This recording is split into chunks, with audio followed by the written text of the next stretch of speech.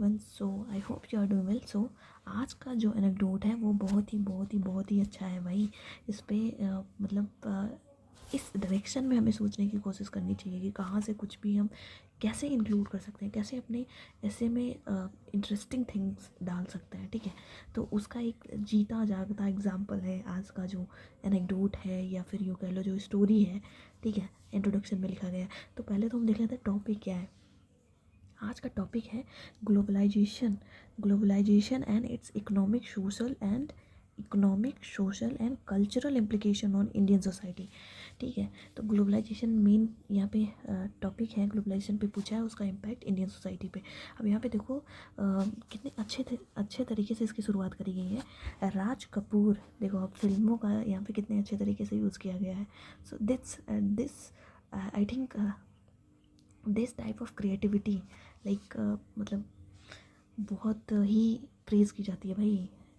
Let's see Raj Kapoor के बारे में ना। Raj Kapoor the legend of Bollywood sang, मतलब Raj Kapoor the legend of Bollywood, ठीक है, sang and danced to the times of following song in his blockbuster movie जो जोकर थी इन 1960s। ठीक है, अब यहाँ पे देखो कैसे लिखा है। मेरा जूता है जापानी, ये पतलून इंग्लिस्तानी, सर पे लाल टोपी रूसी, फिर भी दिल है हिंदुस्तानी।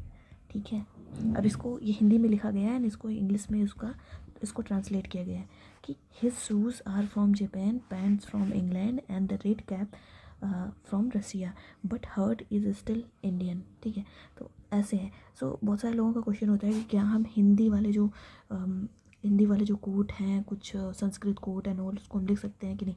ज़रूर लिख सकते हैं, और उसके साथ साथ but it is necessary to explain in English. ठीक है, उसका एक्सप्लेनेशन भी लिख दो नीचे। ठीक है, अब ये देखो यहाँ पे लिखा गया है, दो a song from a relatively unglobalised era of Indians.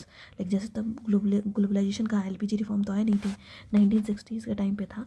In the history वही बोला गया है कि do a song from relatively unglobalised era of Indians history, it very well summarises the impact of globalisation on Indian society. तो you can see कि कितने अच्छे तरीके से इसको लिखा गया है। तो ये है हमारा आज का कोड आज का एनेक्डोट। ठीक है, जो कि ग्लोबलाइजेशन पे है। ठीक है, तो अब हम देख लेते हैं यहाँ पे कोट। देखो यहाँ पे दो मैंने कोट लिखे हुए हैं। ये एक सोशियोलॉजिस्ट हैं, सोशियो साइकोलॉजिस्ट हैं। ठीक है, और आशीष नंदी, वो क्या बोलते हैं, Ashis Nandy. Globalisation has deepened cultural insecurities in Indian society.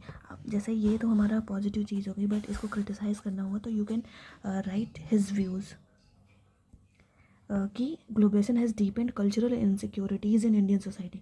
Second one is by Amartya Sen, Nobel laureate, जो बोलते हैं द बेनिफिट्स ऑफ ग्लोबलाइजेशन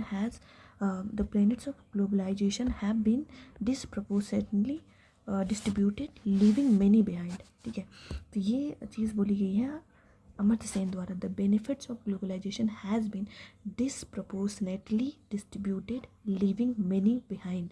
तो ये दो कोट है, ये दोनों मतलब नेगेटिव एस्पेक्ट में, ठीक है, क्रिटिसाइज़ करने में यहाँ पे यूज़ हो जाएगी। ठीक है, तो ये हो गया हमारा आज का ये एनेक्डोट और कोट। ठीक है, so guys see you next time, thank you.